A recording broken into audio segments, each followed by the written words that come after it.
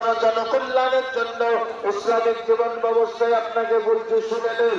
Islamic জীবন ব্যবস্থায় আল্লাহ যত আমল দিয়েছেন সমস্ত আমলের মাত্রাকে সবাই সবাইকে বন্ধু মনে করে, ভাই মনে করে।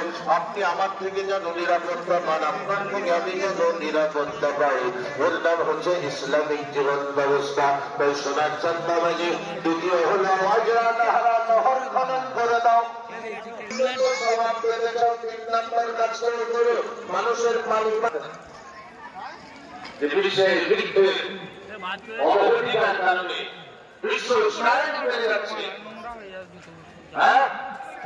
মডিলাইজেশন ডেমুলেশনে পরিণত হচ্ছে।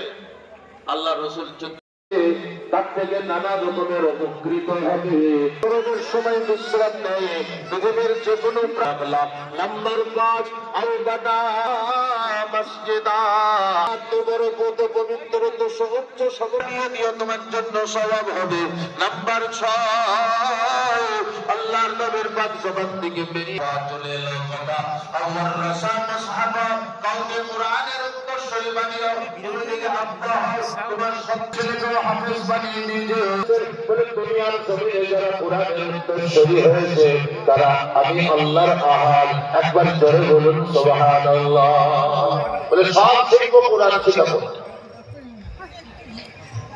গোলমালটা কি হচ্ছে? আমার বাড়ির পাশে অনেক দূর তো ভাত খসাচ্ছি তুমি।